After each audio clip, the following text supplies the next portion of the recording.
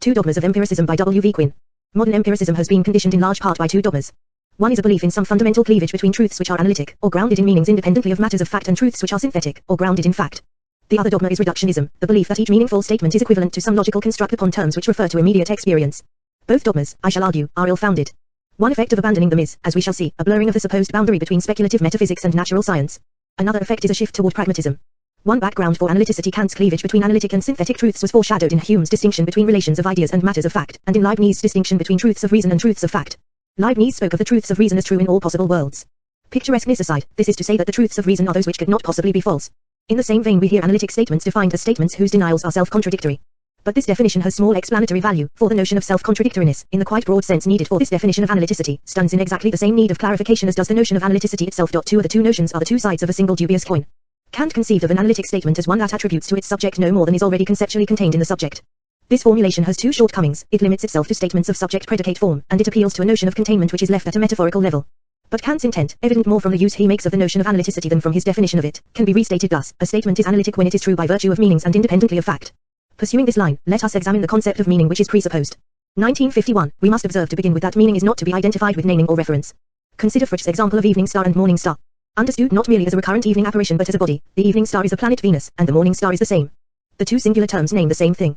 But the meanings must be treated as distinct, since the identity evening star equals morning star is a statement of fact established by astronomical observation. If evening star and morning star were alike in meaning, the identity evening star equals morning star would be analytic. Again there is Russell's example of Scott and the author of Waverley. Analysis of the meanings of words was by no means sufficient to reveal to George IV that the person named by these two singular terms was one and the same. The distinction between meaning and naming is no less important at the level of abstract terms. The terms 9 and the number of planets name one and the same abstract entity but presumably must be regarded as unlike in meaning, for astronomical observation was needed, and not mere reflection on meanings, to determine the sameness of the entity in question. Thus far we have been considering singular terms. 1961. Meaning, let us remember, is not to be identified with naming. 1b. Froude's example of evening star and morning star and Russell's of Scott and the author of Waverley illustrate that terms can name the same thing but differ in meaning. The distinction between meaning and naming is no less important at the level of abstract terms. The terms 9 and the number of the planets name one and the same abstract entity but presumably must be regarded as unlike in meaning, for astronomical observation was needed, and not mere reflection on meanings, to determine the sameness of the entity in question. The above examples consist of singular terms, concrete and abstract. With general terms, or predicates, the situation is somewhat different but parallel. Whereas a singular term purports to name an entity, abstract or concrete, a general term does not, but a general term is true of an entity, or of each of many, or of none. 2b. The class of all entities of which a general term is true is called the extension of the term. Now paralleling the contrast between the meaning of a singular term and the entity named, we must distinguish equally between the meaning of a general term and its extension. The general terms creature with a heart and creature with a kidney, for example, are perhaps alike in extension but unlike in meaning. Confusion of meaning with extension, in the case of general terms, is less common than confusion of meaning with naming in the case of singular terms. It is indeed a commonplace in philosophy to oppose intention, or meaning, to extension, or, in a variant vocabulary, connotation to denotation. The Aristotelian notion of essence was the forerunner, no doubt, of the modern notion of intention or meaning. For Aristotle it was essential in men to be rational, accidental to be two-legged. But there is an important difference between this attitude and the doctrine of meaning. From the latter point of view it may indeed be conceded, if only for the sake of argument, that rationality is involved in the meaning of the word man while two-leggedness is not, but two-leggedness may at the same time be viewed as involved in the meaning of biped while rationality is not. Thus from the point of view of the doctrine of meaning it makes no sense to say of the actual individual, who is at once a man and a biped, that his rationality is essential and his two-leggedness accidental or vice versa. Things had essences, for Aristotle, but only linguistic forms have meanings. Meaning is what essence becomes when it is divorced from the object of reference and wedded to the word. For the theory of meaning the most conspicuous question is as to the nature of its objects. What sort of things are meanings? 1951. They are evidently intended to be ideas, somehow mental ideas for some semanticists, Platonic ideas for others. Objects of either sort are so elusive, not to say debatable, that there seems little hope of erecting a fruitful science about them. It is not even clear, granted meanings, when we have two and when we have one. It is not clear when linguistic forms should be regarded as synonymous, or alike in meaning, and when they should not. If a standard of synonymy should be arrived at, we may reasonably expect that the appeal to meanings as entities will not have played a very useful part in the enterprise. A felt need for meant entities may derive from an earlier failure to appreciate that meaning and reference are distinct. Once the theory of meaning is sharply separated from the theory of reference, it is a short step to recognizing as the business of the theory of meaning simply the synonymy of linguistic forms and the analyticity of statements. Meanings themselves, as obscure intermediary entities, may well be abandoned. 3b. 1951. The description of analyticity as truth by virtue of meaning started us off in pursuit of a concept of meaning. But now we have abandoned the thought of any special realm of entities called meanings. So the problem of analyticity confronts us anew. 1961. The problem of analyticity confronts us anew. Statements which are analytic by general philosophical acclaim are not, indeed, far to seek. They fall into two classes. Those of the first class, which may be called logically true, are typified by 1. No unmarried man is married. The relevant feature of this example is that it is not merely true as it stands, but remains true under any and all reinterpretations of man and married. If we suppose a prior inventory of logical particles, comprising no if then and etc., then in general a logical truth is a statement which is true and remains true under all reinterpretations of its components other than the logical particles. But there is also a second class of analytic statements, typified by 2. No bachelor is married. The characteristic of such a statement is that it can be turned into a logical truth by putting synonyms for synonyms, thus, 2 can be turned into 1 by putting unmarried man for its synonym bachelor. We still lack a proper characterization of this second class of analytic statements, and therewith of analyticity generally, inasmuch as we have had in the above description to lean on a notion of synonymy which is no less in need of clarification than analyticity itself.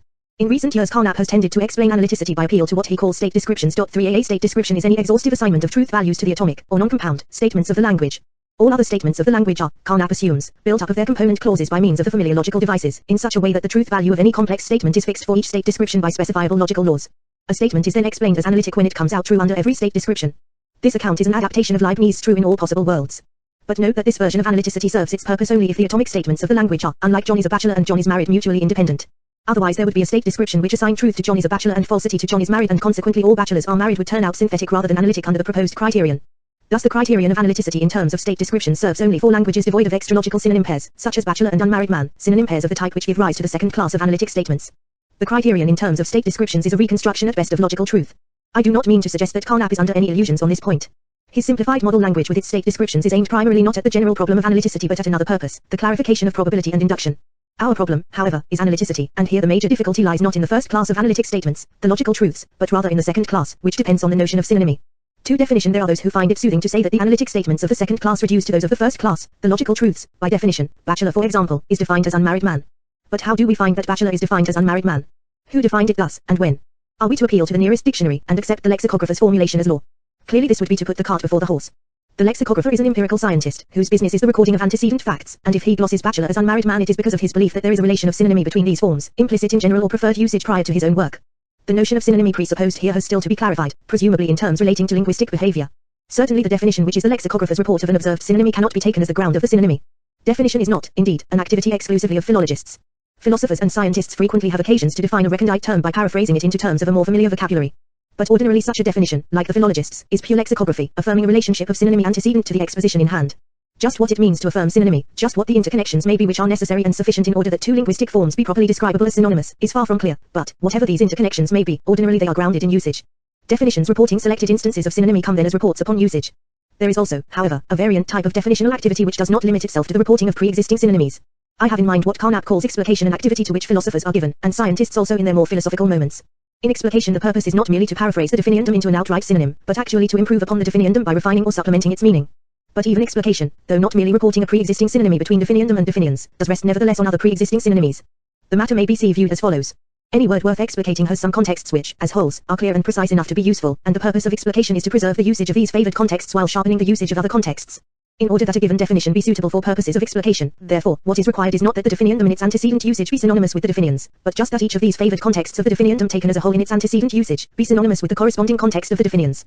Two alternative definientia may be equally appropriate for the purposes of a given task of explication and yet not be synonymous with each other, for they may serve interchangeably within the favored contexts but diverge elsewhere. By cleaving to one of these definientia rather than the other, a definition of explicative kind generates, by fiat, a relationship of synonymy between definiendum and definiens which did not hold before. But such a definition still owes its explicative function, as seen, to pre-existing synonymies. There does, however, remain still an extreme sort of definition which does not hark back to prior synonymies at all, namely, the explicitly conventional introduction of novel notations for purposes of sheer abbreviation. Here the definiendum becomes synonymous with the definiens simply because it has been created expressly for the purpose of being synonymous with the definiens. Here we have a really transparent case of synonymy created by definition, would that all species of synonymy were as intelligible. For the rest, definition rests on synonymy rather than explaining it. The word definition has come to have a dangerously reassuring sound, due no doubt to its frequent occurrence in logical and mathematical writings. We shall do well to digress now into a brief appraisal of the role of definition in formal work. In logical and mathematical systems either of two mutually antagonistic types of economy may be striven for, and each has its peculiar practical utility. On the one hand we may seek economy of practical expression, ease and brevity in the statement of multifarious relationships. This sort of economy calls usually for distinctive concise notations for a wealth of concepts. Second, however, and oppositely, we may seek economy in grammar and vocabulary. We may try to find a minimum of basic concepts such that, once a distinctive notation has been appropriated to each of them, it becomes possible to express any desired further concept by mere combination and iteration of our basic notations. This second sort of economy is impractical in one way, since a poverty in basic idioms tends to a necessary lengthening of discourse. But it is practical in another way. It greatly simplifies theoretical discourse about the language, through minimizing the terms and the forms of construction wherein the language consists. Both sorts of economy, though prima facie incompatible, are valuable in their separate ways. The custom has consequently arisen of combining both sorts of economy by forging in effect two languages, the one a part of the other. The inclusive language, the redundant in grammar and vocabulary, is economical in message lengths, while the part, called primitive notation, is economical in grammar and vocabulary. Whole and part are correlated by rules of translation whereby each idiom not in primitive notation is equated to some complex built-up of primitive notation. These rules of translation are the so-called definitions which appear in formalized systems. They are best viewed not as adjuncts to one language but as correlations between two languages, the one a part of the other. But these correlations are not arbitrary. They are supposed to show how the primitive notations can accomplish all purposes, save brevity and convenience, of the redundant language. Hence the definiendum and its definiens may be expected, in each case, to be related in one or another of the three ways lately noted. The definiens may be a faithful paraphrase of the definiendum into the narrow notation, preserving a direct synonymy 5b as of antecedent usage, or the definiens may, in the spirit of explication, improve upon the antecedent usage of the definiendum, or finally, the definiendum may be a newly created notation, newly endowed with meaning here and now. Informal and informal work alike. Thus, we find that definition except in the extreme case of the explicitly conventional introduction of new notation hinges on prior relationships of synonymy. Recognizing then that the notation of definition does not hold the key to synonymy and analyticity, let us look further into synonymy and say no more of definition. 3. Interchangeability. A natural suggestion, deserving close examination, is that the synonymy of two linguistic forms consists simply in their interchangeability in all contexts without change of truth value. Interchangeability, in Leibniz' phrase, solva veritate. 56b. Note that synonyms so conceived need not even be free from vagueness, as long as the vagueness is match. But it is not quite true that the synonyms bachelor and unmarried man are everywhere interchangeable. Solva veritate. Truths which become false under substitution of unmarried man for bachelor are easily constructed with help of bachelor of arts or bachelor's buttons. Also with help of quotation, thus, bachelor has less than 10 letters. Such counter-instances can, however, perhaps be set aside by treating the phrases bachelor of arts and bachelor's buttons and the quotation bachelor each as a single indivisible word and then stipulating that the interchangeability solva veritate which is to be the touchstone of synonymy is not supposed to apply to fragmentary occurrences inside of a word. This account of synonymy, supposing it acceptable on other counts, has indeed the drawback of appealing to a prior conception of word which can be counted on to present difficulties of formulation in its turn. Nevertheless, some progress might be claimed in having reduced the problem of synonymy to a problem of wordhood. Let us pursue this line a bit, taking word for granted. The question remains whether interchangeability solva veritate, apart from occurrences within words, is a strong enough condition for synonymy, or whether, on the contrary, some non-synonymous expressions might be thus interchangeable. Now let us be clear that we are not concerned here with synonymy in the sense of complete identity in psychological associations or poetic quality. Indeed, no two expressions are synonymous in such a sense. We are concerned only with what may be called cognitive synonymy. Just what this is cannot be said without successfully finishing the present study, but we know something about it from the need which arose for it in connection with analyticity in section 1. The sort of synonymy needed there was merely such that any analytic statement could be turned into a logical truth by putting synonyms for synonyms. Turning the tables and assuming analyticity, indeed, we could explain cognitive synonymy of terms as follows, keeping to the familiar example to say that bachelor and unmarried man are cognitively synonymous is to say no more nor less than that the statement, 3, all and only bachelors are unmarried men is analytic. 47b. What we need is an account of cognitive synonymy not presupposing analyticity if we are to explain analyticity conversely with help of cognitive synonymy as undertaken in section 1. And indeed such an independent account of cognitive synonymy is at present up for consideration, namely, interchangeability solva veritate everywhere except within words. The question before us, to resume the thread at last, is whether such interchangeability is a sufficient condition for cognitive synonymy. We can quickly assure ourselves that it is, by examples of the following sort. The statement, for, necessarily all and only bachelors are bachelors is evidently true, even supposing necessarily so narrowly construed as to be truly applicable only to analytic statements. Then, if bachelor and unmarried man are interchangeable solva veritate, the result, 5, necessarily, all and only bachelors are unmarried men of putting unmarried man for an occurrence of bachelor in, for, must, like, for, be true. But to say that, 5, is true is to say that, 3, is analytic, and hence that bachelor and unmarried man are cognitively synonymous. Let us see what there is about the above argument that gives it its air of hocus pocus. The condition of interchangeability solva veritate varies in its force with variations in the richness of the language at hand. The above argument supposes we are working with a language rich enough to contain the adverb necessarily, this adverb being so construed as to yield truth when and only when applied to an analytic statement. But can we condone a language which contains such an adverb? Does the adverb really make sense? To suppose that it does is to suppose that we have already made satisfactory sense of analytic. Then what are we so hard at work on right now? Our argument is not flatly circular, but something like it. It has the form, figuratively speaking, of a closed curve in space. Interchangeability solva veritate is meaningless until relativized to a language whose extent is specified in relevant respects. Suppose now we consider a language containing just the following materials. There is an indefinitely large stock of one and many place predicates, 1951. There is an indefinitely large stock of one and many place predicates, 1961. There is an indefinitely large stock of one place predicates, for example, f where fx means that x is a man, and many place predicates, for example, g where gxy means that x loves y, mostly having to do with extralogical subject matter. The rest of the language is logical. The atomic sentences consist each of a predicate followed by one or more variables x, y, etc., and the complex sentences are built up of atomic ones by truth functions, not, and, or, etc., and quantification. 8b. In effect such a language enjoys the benefits also of descriptions and class names and indeed singular terms generally, these being contextually definable in known ways. 1961. Even abstract singular terms naming classes, classes of classes, etc., are contextually definable in case the assumed stock of predicates includes a two-place predicate of class membership. 10b. 1951. Such a language can be adequate to classical mathematics and indeed to scientific discourse generally, except in so far as the latter involves debatable devices such as modal adverbs and contrary to fact conditionals. 1961. Such a language can be adequate to classical mathematics and indeed to scientific discourse generally, except in so far as the latter involves debatable devices such as contrary to fact conditionals or modal adverbs like necessarily. 11b. Now a language of this type is extensional. In this sense, any two predicates which agree extensionally, i.e., are true of the same objects, are interchangeable. Solva veritate. 12b. In an extensional language, therefore, interchangeability solva veritate is no assurance of cognitive synonymy of the desired type. That bachelor and unmarried man are interchangeable solva veritate in an extensional language assures us of no more than that, 3, is true.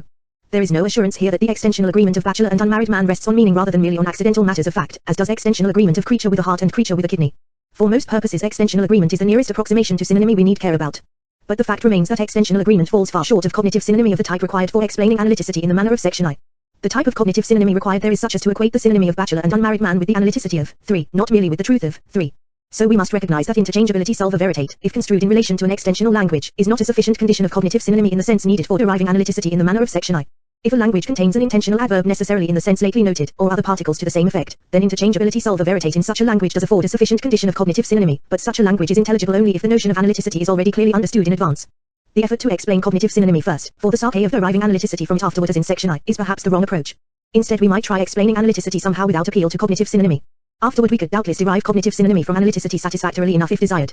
We have seen that cognitive synonymy of bachelor and unmarried man can be explained as analyticity of 3. The same explanation works for any pair of one-place predicates, of course, and it can be extended in obvious fashion to many-place predicates. Other syntactical categories can also be accommodated in fairly parallel fashion. Singular terms may be said to be cognitively synonymous when the statement of identity formed by putting equals between them is analytic. Statements may be said simply to be cognitively synonymous when they're biconditional. The result of joining them by if and only if is analytic. 6 of 13b. If we care to lump all categories into a single formulation, at the expense of assuming again the notion of word which was appealed to early in this section, we can describe any two linguistic forms as cognitively synonymous when the two forms are interchangeable, apart from occurrences within words, solver, no longer veritate but analyticitate. Certain technical questions arise, indeed, over cases of ambiguity or homonymy. Let us not pause for them, however, for we are already digressing. Let us rather turn our backs on the problem of synonymy and address ourselves anew to that of analyticity. For semantical rules, analyticity at first seemed most naturally definable by appeal to a realm of meanings. On refinement, the appeal to meanings gave way to an appeal to synonymy or definition. But definition turned out to be a will-o'-the-wisp, and synonymy turned out to be best understood only by dint of a prior appeal to analyticity itself. So we are back at the problem of analyticity. I do not know whether the statement everything green is extended is analytic. Now does my indecision over this example really betray an incomplete understanding, an incomplete grasp of the meanings of green and extended? I think not. The trouble is not with green or extended but with analytic. It is often hinted that the difficulty in separating analytic statements from synthetic ones in ordinary language is due to the vagueness of ordinary language and that the distinction is clear when we have a precise artificial language with explicit semantical rules. This, however, as I shall now attempt to show, is a confusion. The notion of analyticity about which we are worrying is a purported relation between statements and languages. A statement S is said to be analytic for a language L, and the problem is to make sense of this relation generally. For example, for variable S and L. The point that I want to make is that the gravity of this problem is not perceptibly less for artificial languages than for natural ones. The problem of making sense of the idiom S is analytic for L with variable S and L retains its stubbornness even if we limit the range of the variable L to artificial languages. Let me now try to make this point evident. For artificial languages and semantical rules we look naturally to the writings of Carnap. His semantical rules take various forms, and to make my point I shall have to distinguish certain of the forms. Let us suppose, to begin with, an artificial language L0 whose semantical rules have the form explicitly of a specification, by recursion or otherwise, of all the analytic statements of L0. The rules tell us that such and such statements, and only those, are the analytic statements of L0. Now here the difficulty is simply that the rules contain the word analytic which we do not understand. We understand what expressions the rules attribute analyticity to, but we do not understand what the rules attribute to those expressions. In short, before we can understand the rule which begins a statement S is analytic for language L0 if and only if we must understand the general relative term analytic for, we must understand S is analytic for L where S and L are variables. Alternatively we may, indeed, view the so-called rule as a conventional definition of a new simple symbol analytic for L0 which might better be written untendentiously as K so as not to seem to throw light on the interesting word analytic.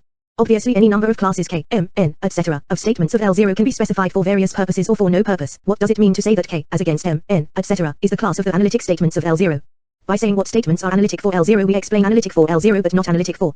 We do not begin to explain the idiom S is analytic for L with variable S and L even though we be content to limit the range of L to the realm of artificial languages. Actually we do know enough about the intended significance of analytic to know that analytic statements are supposed to be true. Let us then turn to a second form of semantical rule, which says not that such and such statements are analytic but simply that such and such statements are included among the truths. Such a rule is not subject to the criticism of containing the understood word analytic, and we may grant for the sake of argument that there is no difficulty over the broader term true. A semantical rule of this second type, a rule of truth, is not supposed to specify all the truths of the language, it merely stipulates, recursively or otherwise, a certain multitude of statements which, along with others unspecified, are to count as true. Such a rule may be conceded to be quite clear.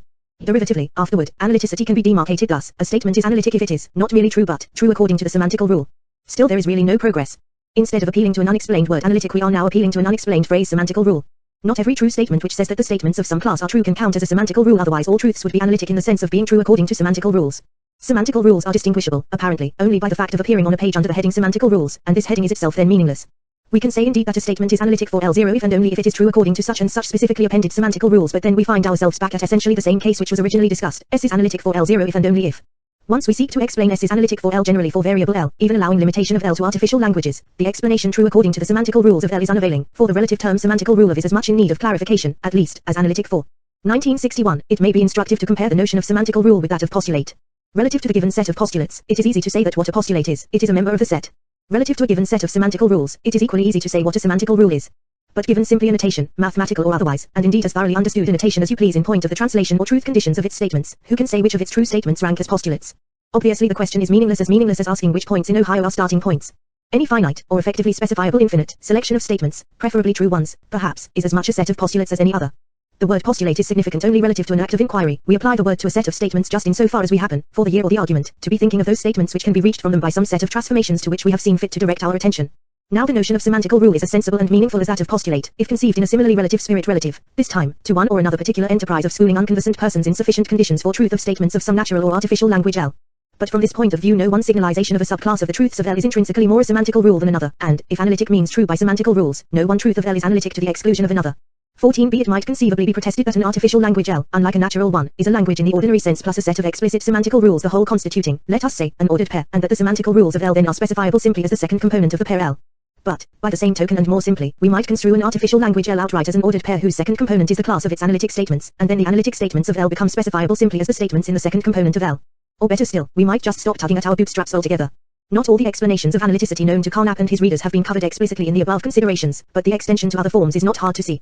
Just one additional factor should be mentioned which sometimes enters. Sometimes the semantical rules are in effect rules of translation into ordinary language, in which case the analytic statements of the artificial language are in effect recognized as such from the analyticity of their specified translations in ordinary language. Here certainly there can be no thought of an illumination of the problem of analyticity from the side of the artificial language. From the point of view of the problem of analyticity the notion of an artificial language with semantical rules is a few follett par excellence. Semantical rules determining the analytic statements of an artificial language are of interest only insofar as we already understand the notion of analyticity. They are of no help in gaining this understanding. Appeal to hypothetical languages of an artificially simple kind could conceivably be useful in clarifying analyticity, if the mental or behavioral or cultural factors relevant to analyticity whatever they may be were somehow sketched into the simplified model. But a model which takes analyticity merely as an irreducible character is unlikely to throw light on the problem of explicating analyticity. It is obvious that truth in general depends on both language and extralinguistic fact. The statement Brutus killed Caesar would be false if the world had been different in certain ways, but it would also be false if the word killed happened rather to have the sense of begat. Hence the temptation to suppose in general that the truth of a statement is somehow analyzable into a linguistic component and a factual component. Given this supposition, it next seems reasonable that in some statements the factual component should be null, and these are the analytic statements. But, for all its a priori reasonableness, a boundary between analytic and synthetic statement simply has not been drawn. That there is such a distinction to be drawn at all is an unempirical dogma of empiricists, a metaphysical article of faith. The verification theory and reductionism. In the course of these somber reflections we have taken a dim view first of the notion of meaning, then of the notion of cognitive synonymy, and finally of the notion of analyticity. But what, it may be asked, of the verification theory of meaning? This phrase has established itself so firmly as a catchword of empiricism that we should be very unscientific indeed not to look beneath it for a possible key to the problem of meaning and the associated problems. The verification theory of meaning, which has been conspicuous in the literature from Peirce onward, is that the meaning of a statement is the method of empirically confirming or infirming it. An analytic statement is that limiting case which is confirmed no matter what. As urged in section I, we can as well pass over the question of meanings as entities and move straight to sameness of meaning, or synonymy. Then what the verification theory says is that statements are synonymous if and only if they are alike in point of method of empirical confirmation or information. This is an account of cognitive synonymy not of linguistic forms generally, but of statements. 7 of 15b However, from the concept of synonymy of statements we could derive the concept of synonymy for other linguistic forms, by considerations somewhat similar to those at the end of section 3. Assuming the notion of word indeed, we could explain any two forms as synonymous when the putting of the one form for an occurrence of the other in any statement, apart from occurrences within words, yields a synonymous statement. Finally, given the concept of synonymy thus for linguistic forms generally, we could define analyticity in terms of synonymy and logical truth as in section I. For that matter, we could define analyticity more simply in terms of just synonymy of statements together with logical truth. It is not necessary to appeal to synonymy of linguistic forms other than statements. For a statement may be described as analytic simply when it is synonymous with a logically true statement. So, if the verification theory can be accepted as an adequate account of statement synonymy, the notion of analyticity is saved after all. However, let us reflect. Statement synonymy is said to be likeness of method of empirical confirmation or information. Just what are these methods which are to be compared for likeness? What, in other words, is the nature of the relationship between a statement and the experiences which contribute to or detract from its confirmation? The most naive view of the relationship is that it is one of direct report. This is radical reductionism. Every meaningful statement is held to be translatable into a statement, true or false, about immediate experience. Radical reductionism, in one form or another, well antedicts the verification theory of meaning explicitly so called. Thus Locke and Hume held that every idea must either originate directly in sense experience or else be compounded of ideas thus originating, and taking a hint from 7 we might rephrase this doctrine in semantical jargon by saying that a term, to be significant at all, must be either a name of a sense datum or a compound of such names or an abbreviation of such a compound. So stated, the doctrine remains ambiguous as between sense data as sensory events and sense data as sensory qualities, and it remains vague as to the admissible ways of compounding. Moreover, the doctrine is unnecessarily and intolerably restrictive in the term-by-term critique which it imposes. More reasonably, and without yet exceeding the limits of what I have called radical reductionism, we may take full statements as our significant units, thus demanding that our statements as wholes be translatable into sense datum language, but not that they be translatable term by term. 1951. This emendation would unquestionably have been welcome to Locke and Hume and took, but historically it had to await two intermediate developments. One of these developments was the increasing emphasis on verification or confirmation, which came with the explicitly so-called verification theory of meaning. The objects of verification or confirmation being statements, this emphasis gave the statement an ascendancy over the word or term as unit of significant discourse. The other development, consequent upon the first, was Russell's discovery of the concept of incomplete symbols defined in use. 1961. This emendation would unquestionably have been welcome to Locke and Hume and took, but historically it had to await an important reorientation in semantics, the reorientation whereby the primary vehicle of meaning came to be seen no longer in the term but in the statement. This reorientation, explicit in Frege, Gottlieb Frege, Foundations of Arithmetic, New York, Philosophical Library, 1950. Reprinted in Grundlagen der Arithmetik, Breslau, 1884, with English translations in parallel. Section 60 underlies Russell a concept of incomplete symbols defined in use. 16b also it is implicit in the verification theory of meaning, since the objects of verification are statements. Radical reductionism, conceived now with statements as units, sets itself the task of specifying a sense-datum language and showing how to translate the rest of significant discourse, statement by statement, into it. Carnap embarked on this project in the Orthau.9 of the language which Carnap adopted as his starting point was not a sense-datum language in the narrowest conceivable sense, for it included also the notations of logic, up through higher set theory. In effect it included the whole language of pure mathematics. The ontology implicit in it, i.e., the range of values of its variables, embraced not only sensory events but classes, classes of classes, and so on. Empiricists there are who would bobble at such prodigality. Carnap's starting point is very parsimonious, however, in its extralogical or sensory part. In a series of constructions in which he exploits the resources of modern logic with much ingenuity, Carnap succeeds in defining a wide array of important additional sensory concepts which, but for his constructions, one would not have dreamed were definable on so slender a basis. Carnap was the first empiricist who, not content with asserting the reducibility of science to terms of immediate experience, took serious steps toward carrying out the reduction. Even supposing Carnap's starting point satisfactory, his constructions were, as he himself stressed, only a fragment of the full program. The construction of even the simplest statements about the physical world was left in a sketchy state. Carnap's suggestions on this subject were, despite their sketchiness, very suggestive. He explained spatio-temporal point instants as quadruples of real numbers and envisaged assignment of sense qualities to point instants according to certain canons. Roughly summarized, the plan was that qualities should be assigned to point instants in such a way as to achieve the laziest world compatible with our experience. The principle of least action was to be our guide in constructing a world from experience. Carnap did not seem to recognize, however, that his treatment of physical objects fell short of reduction not merely through sketchiness, but in principle. Statements of the form quality Q is at point instant x, y, z, t were, according to his canons, to be apportioned truth values in such a way as to maximize and minimize certain overall features, and with growth of experience the truth values were to be progressively revised in the same spirit. I think this is a good schematization, deliberately oversimplified, to be sure, of what science really does, but it provides no indication, not even the sketchiest, of how a statement of the form quality Q is at x, y, z, t could ever be translated into Carnap's initial language of sense data and logic. The connective is that remains an added undefined connective, the canons counsel us in its use but not in its elimination. Carnap seems to have appreciated this point afterward, for in his later writings he abandoned all notion of the translatability of statements about the physical world into statements about immediate experience. Reductionism in its radical form has long since ceased to figure in Carnap's philosophy. But the dogma of reductionism has, in a subtler and more tenuous form, continued to influence the thought of empiricists. The notion lingers that to each statement, or each synthetic statement, there is associated a unique range of possible sensory events such that the occurrence of any of them would add to the likelihood of truth of the statement, and that there is associated also another unique range of possible sensory events whose occurrence would detract from that likelihood. This notion is of course implicit in the verification theory of meaning. The dogma of reductionism survives in the supposition that each statement, taken in isolation from its fellows, can admit of confirmation or information at all. My counter-suggestion, issuing essentially from Carnap's doctrine of the physical world in the Orthau, is that our statements about the external world face the tribunal of sense experience not individually but only as a corporate body. 17b. The dogma of reductionism, even in its attenuated form, is intimately connected with the other dogma, that there is a cleavage between the analytic and the synthetic. We have found ourselves led, indeed, from the latter problem to the former through the verification theory of meaning. More directly, the one dogma clearly supports the other in this way, as long as it is taken to be significant in general to speak of the confirmation and information of a statement, it seems significant to speak also of a limiting kind of statement which is vacuously confirmed, ipso facto, come what may, and such a statement is analytic. The two dogmas are, indeed, at root identical. We lately reflected that in general the truth of statements does obviously depend both upon extralinguistic fact, and we noted that this obvious circumstance carries in its train, not logically but all too naturally, a feeling that the truth of a statement is somehow analyzable into a linguistic component and a factual component. The factual component must, if we are empiricists, boil down to a range of confirmatory experiences. In the extreme case where the linguistic component is all that matters, a true statement is analytic. But I hope we are now impressed with how stubbornly the distinction between analytic and synthetic has resisted any straightforward drawing. I am impressed also, apart from prefabricated examples of black and white balls in an urn, with how baffling the problem has always been of arriving at any explicit theory of the empirical confirmation of a synthetic statement. My present suggestion is that it is nonsense, and the root of much nonsense, to speak of a linguistic component and a factual component in the truth of any individual statement. Taken collectively, science has its double dependence upon language and experience, but this duality is not significantly traceable into the statements of science taken one by one. 1951, Russell's concept of definition in use was, as remarked, an advance over the impossible term-by-term empiricism of Locke and Hume. The statement, rather than the term, came with Russell to be recognized as the unit accountable to an empiricist critique. 1961, the idea of defining a symbol in use was, as remarked, an advance over the impossible term-by-term empiricism of Locke and Hume.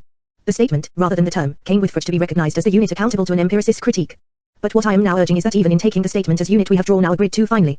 The unit of empirical significance is the whole of science. 6. Empiricism without the dogmas, the totality of our so-called knowledge or beliefs, from the most casual matters of geography and history to the profoundest laws of atomic physics or even of pure mathematics and logic, is a man-made fabric which impinges on experience only along the edges. Or, to change the figure, total science is like a field of force whose boundary conditions are experience. A conflict with experience at the periphery occasions readjustments in the interior of the field. Truth values have to be redistributed over some of our statements. Re-evaluation of some statements entails re-evaluation of others, because of their logical interconnections, the logical laws being in turn simply certain further statements of the system, certain further elements of the field. Having re-evaluated one statement we must re-evaluate some others, whether they be statements logically connected with the first or whether they be the statements of logical connections themselves. But the total field is so undetermined by its boundary conditions, experience, that there is much latitude of choice as to what statements to re-evaluate in the light of any single contrary experience.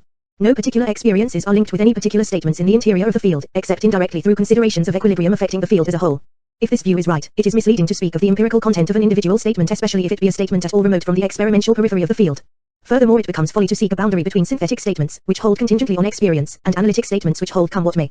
Any statement can be held true come what may, if we make drastic enough adjustments elsewhere in the system. Even a statement very close to the periphery can be held true in the face of recalcitrant experience by pleading hallucination or by amending certain statements of the kind called logical laws. Conversely, by the same token, no statement is immune to revision. Revision even of the logical law of the excluded middle has been proposed as a means of simplifying quantum mechanics, and what difference is there in principle between such a shift and the shift whereby Kepler superseded Ptolemy, or Einstein Newton, or Darwin Aristotle? For vividness I have been speaking in terms of varying distances from a sensory periphery. Let me try now to clarify this notion without metaphor. Certain statements, though about physical objects and not sense experience, seem peculiarly germane to sense experience and in a selective way, some statements to some experiences, others to others. Such statements, especially germane to particular experiences, I picture as near the periphery. But in this relation of germaneness I envisage nothing more than a loose association reflecting the relative likelihood, in practice, of our choosing one statement rather than another for revision in the event of recalcitrant experience. For example, we can imagine recalcitrant experiences to which we would surely be inclined to accommodate our system by re-evaluating just the statement that there are brick houses on Elm Street, together with related statements on the same topic. We can imagine other recalcitrant experiences to which we would be inclined to accommodate our system by re-evaluating just the statement that there are no centaurs, along with kindred statements. A recalcitrant experience can, I have already urged, be accommodated by any of various alternative re-evaluations in various alternative quarters of the total system, but, in the cases which we are now imagining, our natural tendency to disturb the total system as little as possible would lead us to focus our revisions upon these specific statements concerning brick houses or centaurs. These statements are felt, therefore, to have a sharper empirical reference than highly theoretical statements of physics or logic or ontology. The latter statements may be thought of as relatively centrally located within the total network, meaning merely that little preferential connection with any particular sense data obtrudes itself. As an empiricist I continue to think of the conceptual scheme of science as a tool, ultimately, for predicting future experience in the light of past experience. Physical objects are conceptually imported into the situation as convenient intermediaries not by definition in terms of experience, but simply as irreducible posits 18b comparable, epistemologically, to the gods of Homer. Let me interject that for my part I do, quale a physicist, believe in physical objects and not in Homer's gods, and I consider it a scientific error to believe otherwise. But in point of epistemological footing the physical objects and the gods differ only in degree and not in kind. Both sorts of entities enter our conception only as cultural posits. The myth of physical objects is epistemologically superior to most in that it has proved more efficacious than other myths as a device for working a manageable structure into the flux of experience. 1951. Imagine, for the sake of analogy, that we are given the rational numbers. We develop an algebraic theory for reasoning about them, but we find it inconveniently complex, because certain functions such as square root lack values for some arguments. Then it is discovered that the rules of our algebra can be much simplified by conceptually augmenting our ontology with some mythical entities, to be called irrational numbers. All we continue to be really interested in, first and last, are rational numbers, but we find that we can commonly get from one law about rational numbers to another much more quickly and simply by pretending that the irrational numbers are there too. I think this a fair account of the introduction of irrational numbers and other extensions of the number system. The fact that the mythical status of irrational numbers eventually gave way to the declined Russell version of them as certain infinite classes of ratios is irrelevant to my analogy.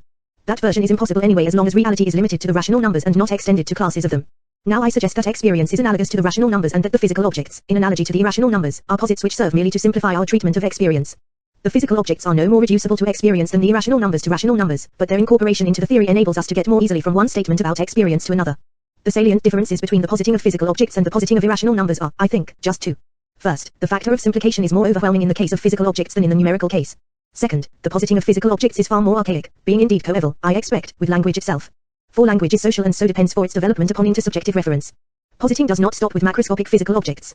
Objects at the atomic level and beyond are posited to make the laws of macroscopic objects, and ultimately the laws of experience, simpler and more manageable, and we need not expect or demand full definition of atomic and subatomic entities in terms of macroscopic ones, any more than definition of macroscopic things in terms of sense data.